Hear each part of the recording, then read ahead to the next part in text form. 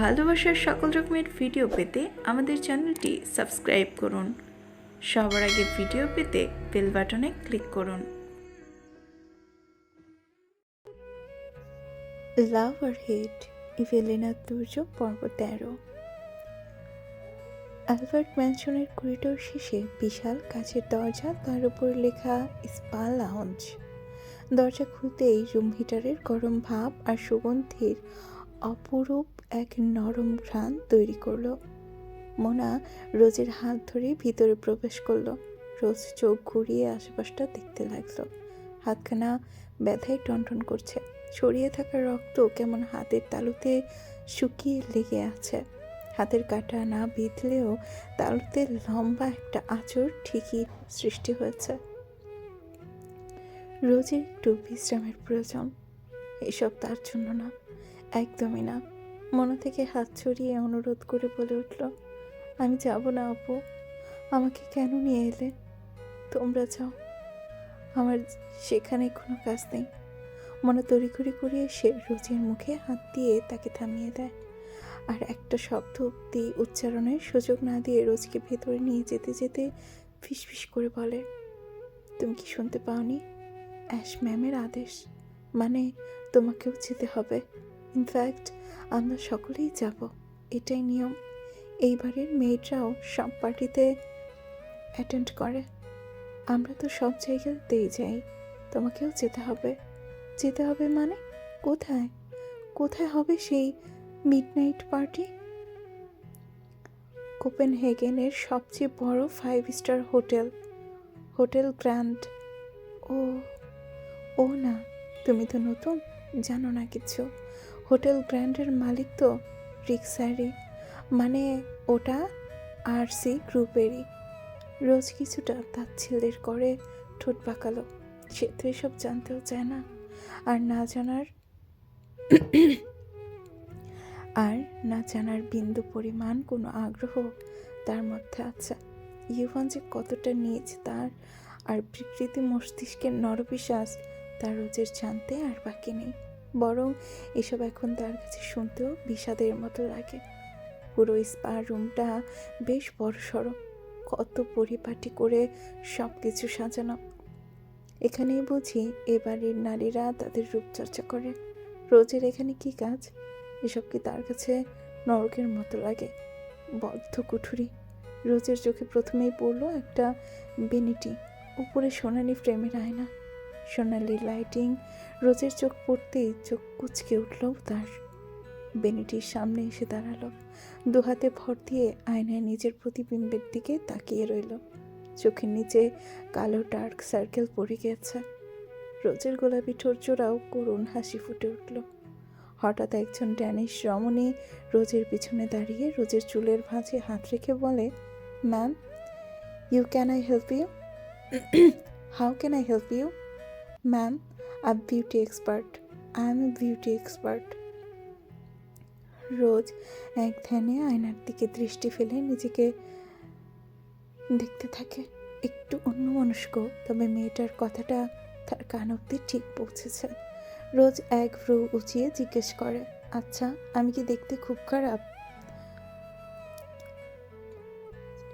কসমোলজিস্ট মেয়েটার ঠোঁটে গলে শব্দ বের করার আগে কেউ একজন বিরক্ত স্বরে বলে, হ্যাঁ, জঘন্য। আমি এখনো বুঝতে পারছি না, রিক ব্রো, আমার রিক ব্রো তোমার মতো একটা লো ক্লাসের মেয়েকে হুট করে এখানে এনে কিনা আমাদের মেট বানিয়ে দিল। Too much disgusting. হা, কথাটা যেন বজ্রঘাতের ন্যায় রোজের বুকে এসে বিঁধল। খুব অপমান বোধ করলো। তবে কে তাকে এভাবে অপমান করলো তা দেখার জন্যই ঘাড় ঘুরিয়ে তাকালো। দেখলো জল রঙের মতো নীল আলোয় ভেসে থাকা বড় জুচি ধারে রাহা শুয়ে আছে। সে আগে আগে এখানে চলে এসেছিল। দেহে শুধু সাদা মোটা তোয়ালে জড়ানো, মাথাতেও এক একটা টাওয়াল টারবান বানানো, মুখে ক্রিমি মাস্ক, চোখের উপর দুটো ঠান্ডা শশার স্লাইস। সেই শশার স্লাইস একটা উপরে উঠিয়ে রোজের দিকে বিরক্ত দৃষ্টি আরোপ করে রেখেছে। রোজ রাহার পাশে থাকা লিসার দিকে তাকালো। যেহেতু রোজ রাহাকে কখনো দেখেনি, চেনেও না। কে এই মেয়ে জানার কথাও না। তবে ইউভানকে আমার ব্রো বলে সম্বোধন করেছে যেহেতু নিশ্চয়ই লোকটার বোন হবে ভেবেই রোজ জবাব দিল, আপনি ঠিকই বলেছেন। আমিও জানতে চাই আমার মতো ডিসকাস্টিংকে কেন শিকল পরালো। আপনি বরং আপনার ভাই থেকে জেনে নিন।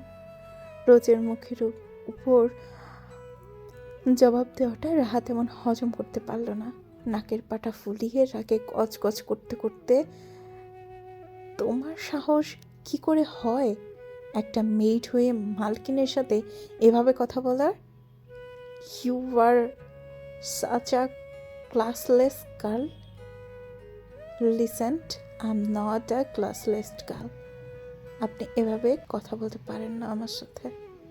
রাহা আর রোজের মধ্যে বেশ কিছুটা দূরত্ব থাকার ফলে রাহা পেডিকিওর ছেড়ে উঠেও আসতে পারছিল না, শুধু ফোপাতে থাকে।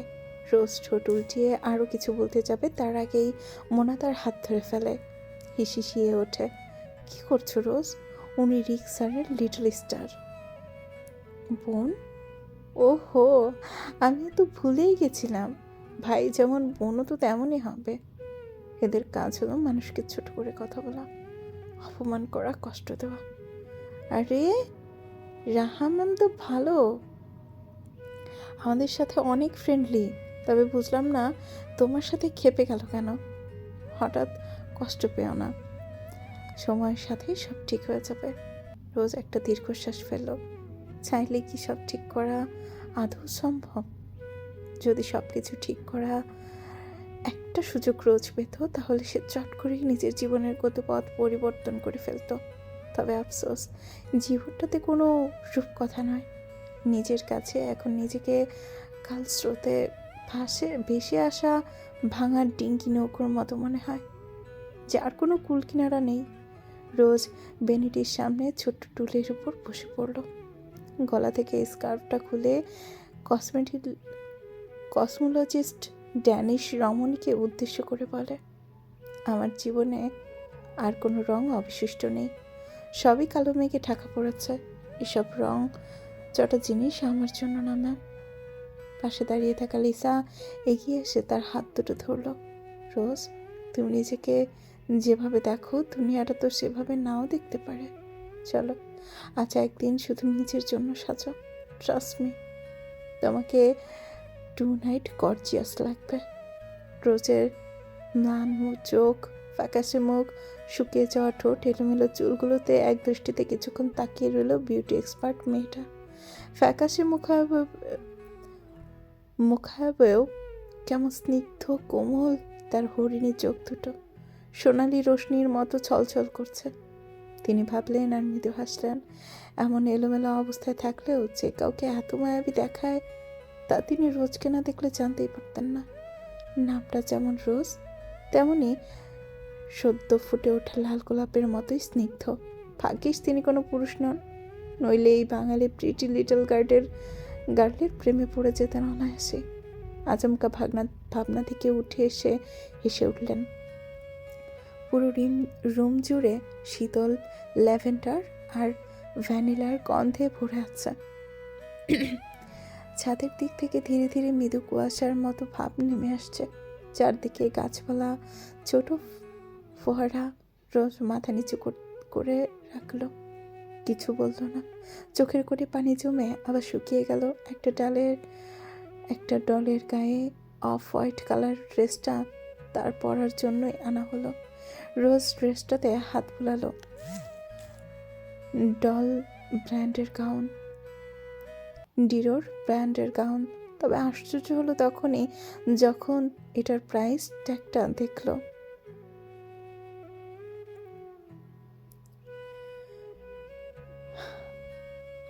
$211 ডিকে, ড্যানিশ ক্রোনার 4000। রোজের মুখ হা হয়ে গেল। ডিওর ব্র্যান্ডের ড্রেস সম্পর্কে তার আইডিয়া অনেক ভালো করেই আছে।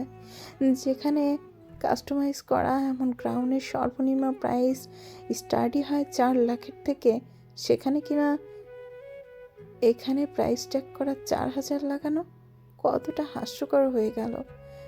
যাই হোক, তাদের রোজের কিচ্ছু যায় আসে না। অনিচ্ছা সত্ত্বেও শাওয়ার নিয়ে এসে ড্রেসটা পরে নেয়। ভ্যানিটির সামনে আসতেই দেখতে পায় রাহা একটা ব্লু গাউন নিয়ে আয়নার সামনে দাঁড়িয়ে নিজের সাথে ম্যাচ করার চেষ্টা চালিয়ে যাচ্ছে। রোজ হালকা স্বরে রাহার দিকে বাক্য ছুড়ে চলে আসে বিপরীত পাশে। আপনার সাথে ব্লুটা না, রেডটা ম্যাচ হবে। রাহা আর রোজের নিচু স্বরের কথাটা না শুনতে পেল।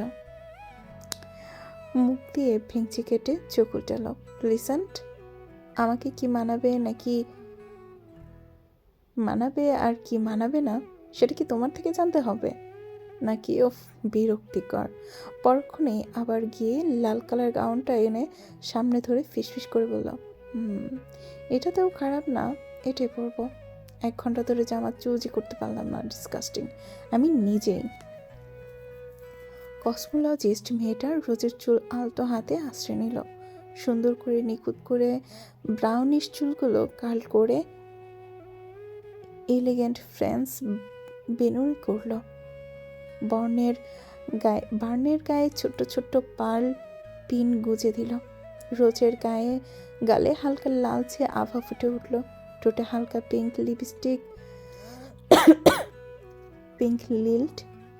লিপ টিন্ট লাগাতেই মোনালিসা দুজনই মুগ্ধ হয়ে তাকিয়ে রইল রোজের দিকে।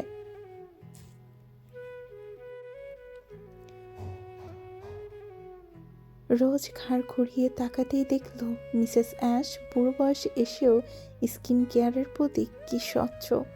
বুড়ি মহিলাটা এই বয়সে এসেও এত স্টাইলিস্ট, আবার মেকআপও করছে। এসবই বিদেশের মাটিতেই সম্ভব। রোজের ভেতরটা একটু অস্থির হয়ে উঠল, যেন বহুদিন পর আবার তার ভেতরকার মৃত রঙগুলো আবার একটু নড়েচড়ে উঠল। ঠিক রাত 11টার পর মিডনাইট পার্টিটা শুরু হয় রাত 12টার পর থেকে। সবাই সেভাবেই প্রস্তুতি নিতে থাকে। মেনশনের 3য় তলার মাস্টার বাঁধের মধ্যে কালো মার্বেলের দেয়ালে আলোর কমে কমে নরম ছায়া ফেলছে। বিশাল বাথটবে গরম পানিতে অর্ধেক ডুবে আছে ইউভান।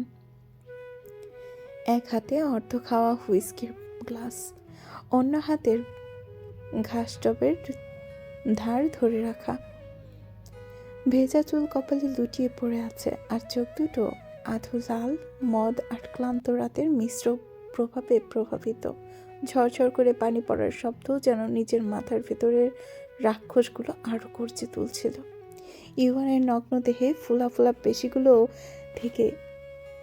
পেশিগুলোর থেকে দেহে থাকা কাটা আঘাতের দাগগুলো স্পষ্ট ভেসে উঠল সোনালি আলোতে। কিছু কিছু অংশের ক্ষতগুলো অত্যন্ত গভীর।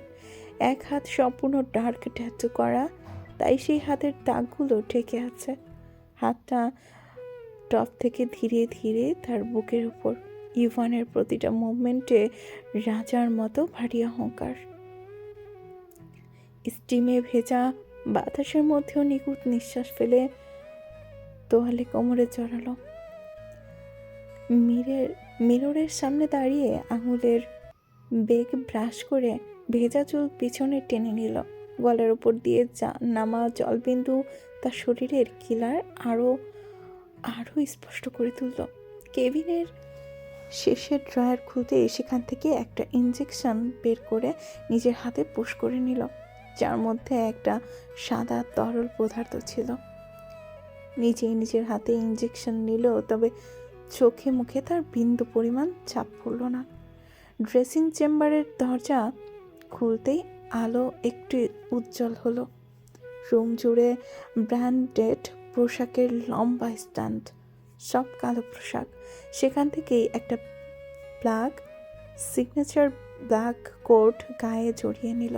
এক হাতে একটা রোলেক্স ঘড়ি, অপর হাতে black leather bracelet, diamond studded calf button নিল, যেটা আরসি গ্রুপের symbol.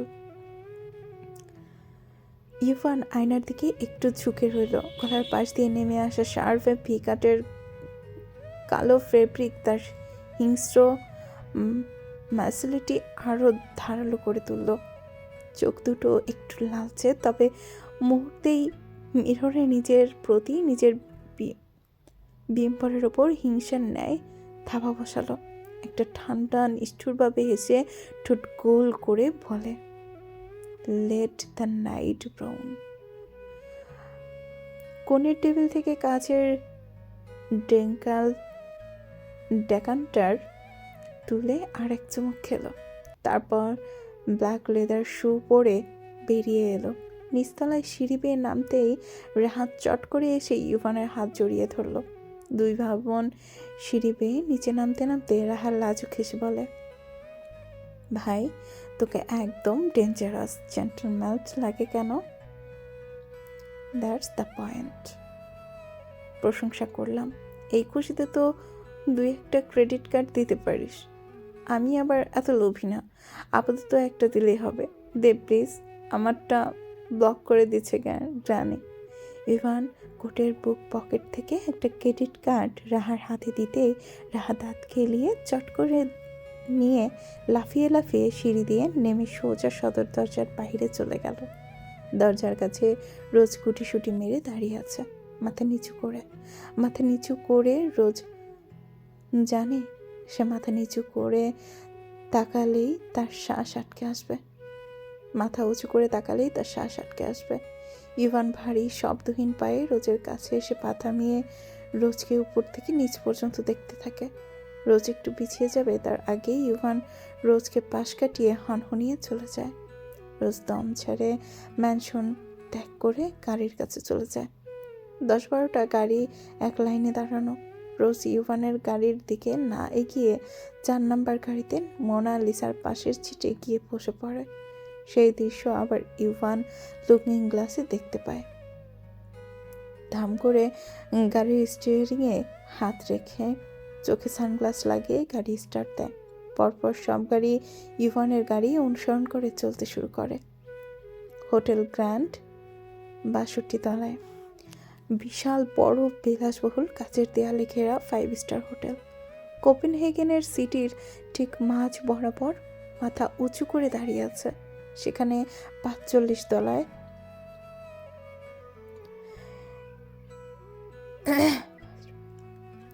Sky branded hail Aston hail এর মিডনাইট পার্টির আয়োজন করা হয়েছে।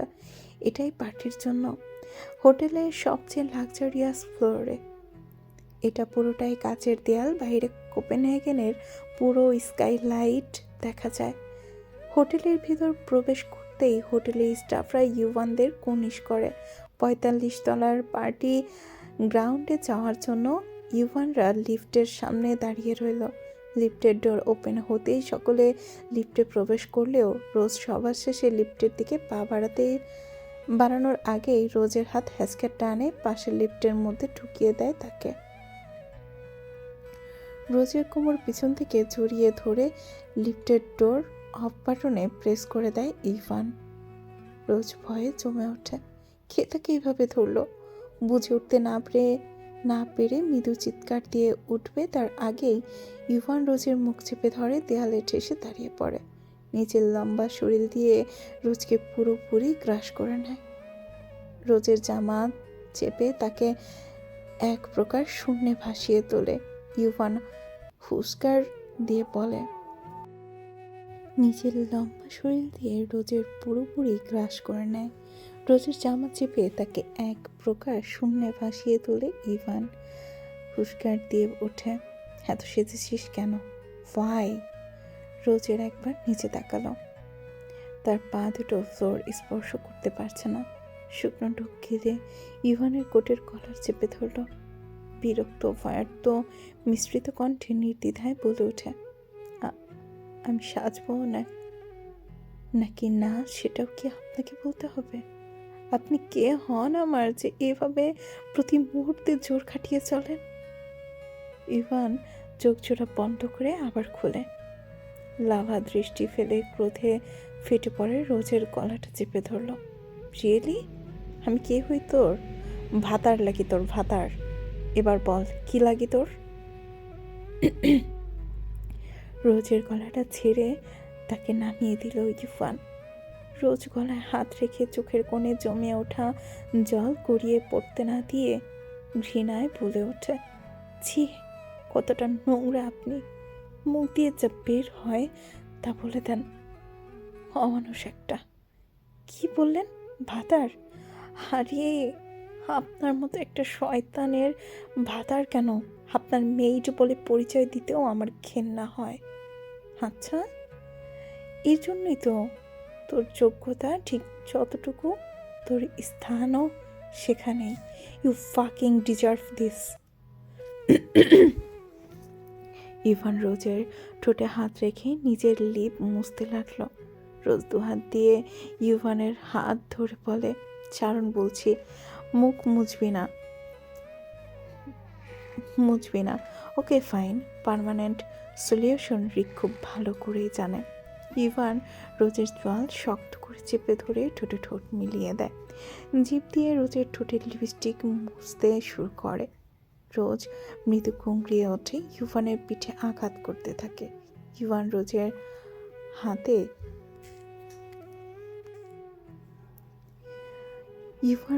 হাত চেপে ধরে চুমুর রেশ বাড়াতেই লিফট ৪৫ তলার ফ্লোরে এসে ডোর ওপেন হয়ে যায়। ইভান রোজের কাছ থেকে আগলা হয়ে বিরক্ত ভঙ্গিতে ডোর আবার বন্ধ করতে যাবে, তার আগেই রোজ ইভানকে ধাক্কা দিয়ে বেরিয়ে যায়। মানুষের ভিড়ে ঢুকে পড়ে। নিজের ব্যাগ হাতে রেখে টিস্যু বের করে চোখের কোণে জমে ওঠা জল মুছতে থাকে। এদিকে ইভানের পায়ের রক্ত তীর তীর করে মাথায় উঠে পড়ে। ভেতরের ক্রোধকে সংযত করে কোটের কলাটা ঠিক করে বেরিয়ে আসে। রাতের প্রথম প্রহর। পুরো একটা রয়্যাল পার্টির ইভেন্টে শুরু হতেই স্লো মিউজিকের সুর ভেসে আসে। রয়্যাল বিজনেসম্যান তাদের পার্টনার একে একে প্রবেশ করতে থাকে। সবার বেশভূষাকে অভিজাত্যের সংমিশ্রণ মেশানো। পার্টিতে বর্ষর লোকজনের ছড়াছড়ি। বাতাসে ককটেলের ঘ্রাণ ভেসে আসে। পাশের লাউঞ্জে বিজনেসের মূল ইভেন্ট শুরু হলেও রোজ সেদিকে গেল না। নিরিবিলি এসে চুপচাপ পার্টির বার কাউন্টের কাছে এসে দাঁড়িয়ে রইল। মোনালিসাকেও কোথাও খুঁজে পায়নি আর। চারদিকে সব অজানা মুখ, বিদেশি মানুষজন। রোজের ভেতরটা অজানা আতঙ্কে কুঁকড়ে উঠছে বারবার। হঠাৎ রোজের চোখ পড়ে রাহা কোথা থেকে যেন দৌড়ে এসে একটা লোকের কোলে এসে পড়ল। লোকটা রাহার হাঁটুর কোণে হাত রেখে তাকে সজোরে ঘুরিয়ে দেয়। দুজন দুজনকে আলিঙ্গন করে কিস করে বসে। এমন দৃশ্য রোজের চোখে পড়তেই রোজের ক্ষুদ্র মস্তিষ্ক বুঝতে বাকি রইল না। হয়তোবা এই লোকটার সাথে রাহার সম্পর্ক আছে। হঠাৎ পুরো বার কাউন্টারে পাশের ডান্স ফ্লোরে লাইট অফ হয়ে গিয়ে মিউজিক লাইট জ্বলে ওঠে। রাহা তার পাশে থাকা পুরুষ নিকোলাসের হাত জড়িয়ে ধরে স্টেজে উঠে পড়ে। রাহা কানে এয়ারপিস লাগিয়ে প্রফুল্ল স্বরে বলে ওঠে, ladies and gentleman, it's time for the couple dance. Nicholas রাহাকে হাঁক করে গালে চুমু খেয়ে বলে, all couples take the floor, let's competition together with ceremony and লিটিম।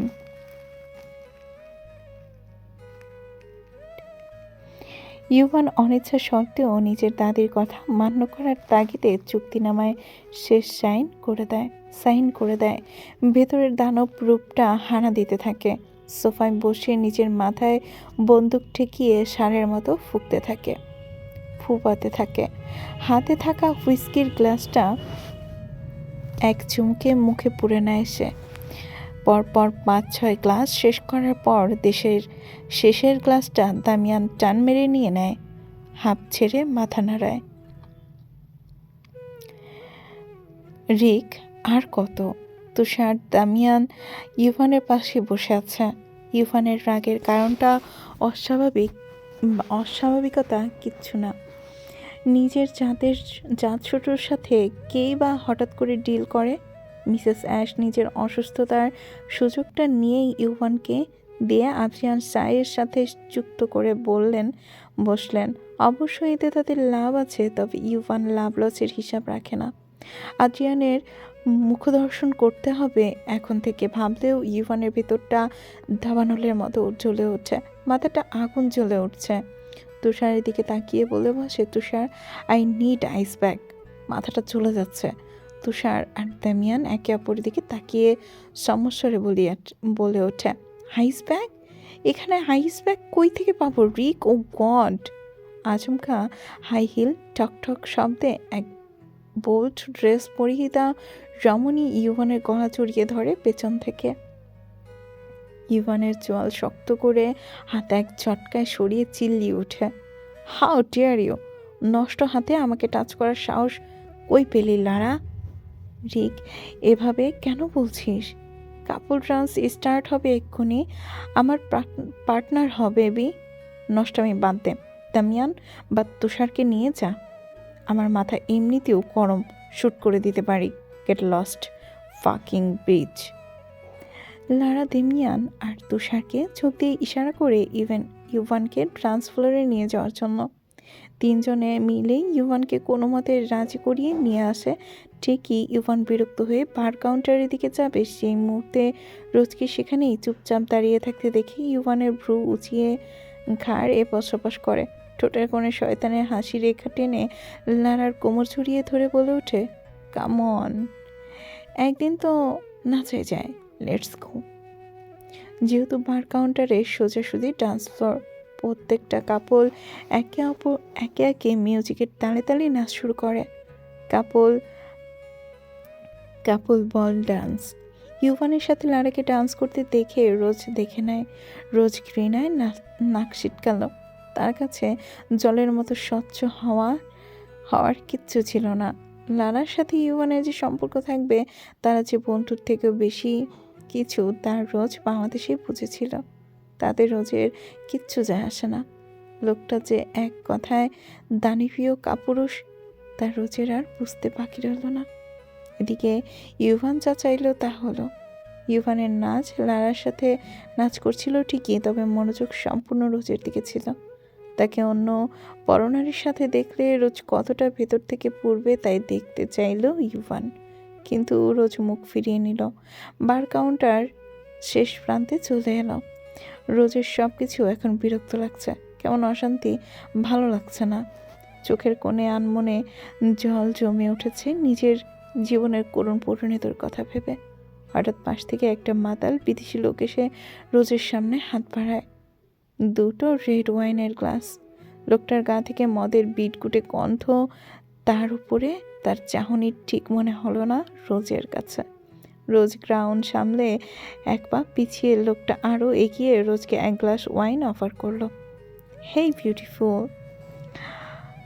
I am Curzon, ticket. রোজের বিরক্ত ভরা কণ্ঠে বলে, নো থ্যাঙ্কস, আমি ড্রিঙ্ক করি না, please go. Why sweetheart, রুমে চলো, একসাথে খাবো, ভালো লাগবে। লোকটার এমন বিশ্রী কুপ্রস্তাব রোজের গা গুলিয়ে উঠল।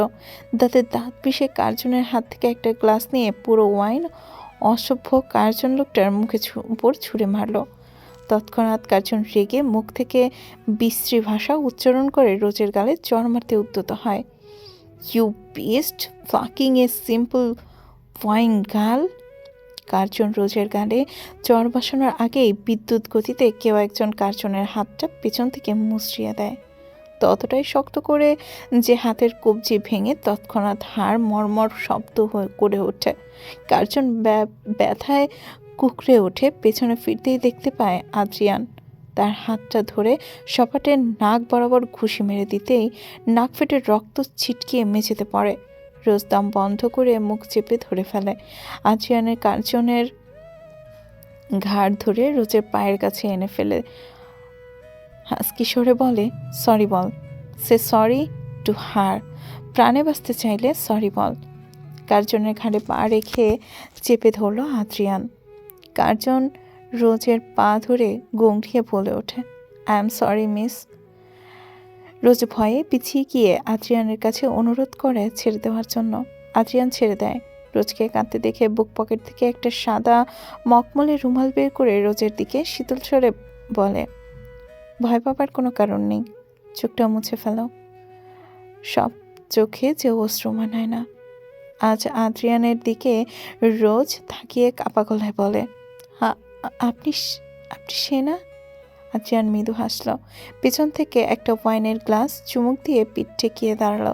রোজের দিকে দৃষ্টি না ফেলে জবাব দিল, আদ্রিয়ান, যে তোমাকে বৃষ্টিতে ভিজে জ্বর আসা থেকে বাঁচিয়েছিলাম, আজকেও আই থিঙ্ক একটা থ্যাঙ্কস ডিজার্ভ করি আমি।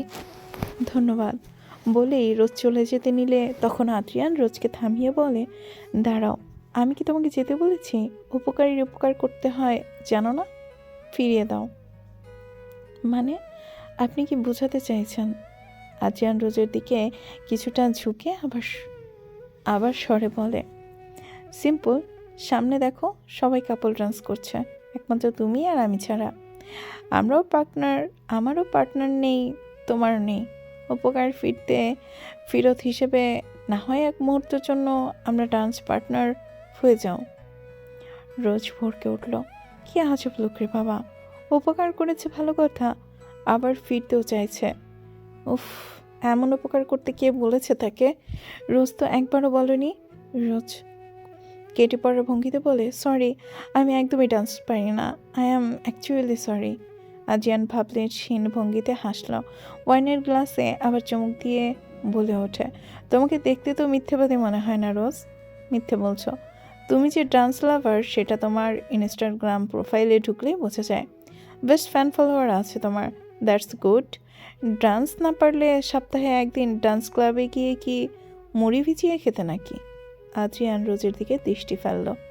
রোজ আঁতকে উঠে আদ্রিয়ানের দিকে বড় বড় চোখে তাকিয়ে থাকতে থাকতে দেখে বলে, আরে এভাবে কেন তাকিয়ে আছো?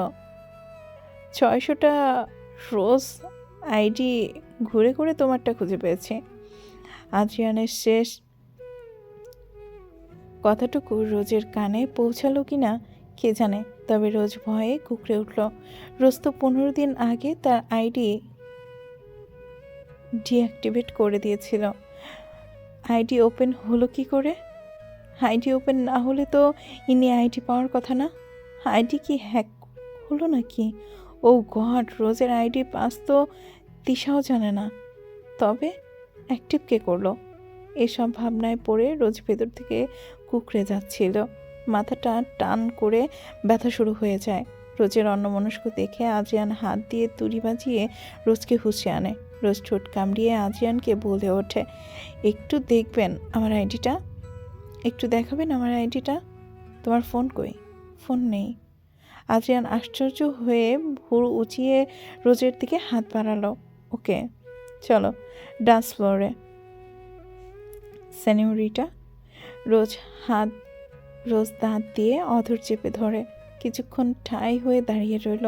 মস্তিষ্কে বারংবার আইডির কথা মাথা আসছিল। না চাইতেও আদ্রিয়ানের হাতটা ধরল। গাউন সামলে ডান্স ফ্লোরে পা বাড়ল একদম মাঝ বরাবর। হঠাৎ লাইটিংটা তাদের মুখের উপর এসে পড়ল।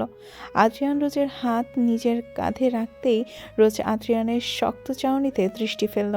স্টেজে থাকা রাহা নিকোলাস হাতে মাইক্রোফোন নিয়ে তালে তাল মিলিয়ে সফট মিউজিকে স্বর মেলাচ্ছে। বার কাউন্টারের পশ্চিম পাশ থেকে একটা পুরুষালী হাসির স্বর ভেসে এলো, যার মাঝে ছিল পৈশাচিক উৎফুল্লতা। ইভানের চোখে খেলে গেল প্রতিহিংসার দাবানল। ভেতরের শয়তানি দানবটাকে যেন কেউ ছিন্ন ভিন্ন করে জাগিয়ে তুলল। রণক্ষেত্রের ন্যায় গর্জে পাশের ওয়েটারের মাথায় ওয়াইনের গ্লাসটা ছুঁড়ে মারল। লোকটা মাটিতে লুটিয়ে পড়ল, মাথা বেয়ে রক্ত পড়ছে অনবরত। ইভানের হাতেও গ্লাসের কিছু অংশ ঢুকে গিয়েছে। হাত বেয়ে যে অনবরত রক্তশিখা ঝরে পড়ছে ফ্লোরে, তা বিন্দু পরিমাণ নজর না বুলিয়ে ইভান প্রতিশোধ স্পর্ধা হয়ে বড় বড় পা ফেলে রোজ আর আদ্রিয়ানের সোজাসুজি লেদার সোফায় গিয়ে বসে পড়ল পায়ের ওপর পা তুলে, হাতে একটা চকচকে ধারালো ছুরি। আদ্রিয়ান রোজের কোমর ধরে তাকে মিউজিকের তালে ঘুরিয়ে নিজের দিকে টেনে আনে। রোজ ঘাড় নিচু করে প্রতিটা মুভমেন্ট নিখুঁতভাবে ফেলতে থাকে। আদ্রিয়ানের শরীর থেকে ভেসে আসা মিষ্টি সুবাস রোজের স্নায়ুতন্ত্রে প্রবেশ করে সরে যেতে নিলে আদ্রিয়ান তর্জনী ধরে তাকে ঘোরাতে থাকে। কার্জনকে রোজের কাছে আসতে দেখে ইউভান তৎক্ষণাৎ সেদিকে যাওয়ার আগে আচমকা ভারী পা থামিয়ে সেখানেই দাঁড়িয়ে পড়েছিল। সব কিছু শকুন দৃষ্টি ফেলে অবজার্ভ করছিল। ইউভানের শরীর টানা দিয়ে ঝুঁকল। পুরো ডান্স ফ্লোর অন্ধকার, শুধু মাঝে লাইট। অন্ধকারে ইউভানের রক্তলেরিহান ধূসর চোখজোড়ায় স্পষ্ট ভেসে ওঠে। ইউভান এক দৃষ্টি দিয়ে রোজকেই দেখতে লাগলো। ওয়াইনের গ্লাসের সাথে ছুরি ধরা হাতে তালি বাজালো। ওয়াইনের গ্লাস সামনের দিকে তাক করে মুখে পুরে নিল। শেষবারের মতো সুঠাম শরীরটা টান দিয়ে হাতের ছুরিটা নিশানা লাগালো। এক চোখ বন্ধ করে একদম রোজ আদ্রিয়ান মাঝ বরাবর বজ্রঘাতের মতো ছুড়ল তাদের দিকে, একেবারে সোজা। ছুরিটা ধনুকের ন্যায় আদ্রিয়ানের গাল হালকা স্পর্শ করে সোজা অপর প্রান্তে থাকা কার্জনের গলার ভিতরে ঢুকে পড়ল। ছুরিটার গলার ভিতরে ভেদ করে অপর প্রান্তে দেয়ালে গেঁথে যেতেই ইউভান উঠে দাঁড়ালো। চলবে। পরবর্তী পর্ব পেতে অবশ্যই কমেন্টে লিখে যাবেন পর্বটি কেমন হলো, আর গল্প ভ্রমরের সাথে থাকতে ভুলবেন না একদমই। Thank you for watching.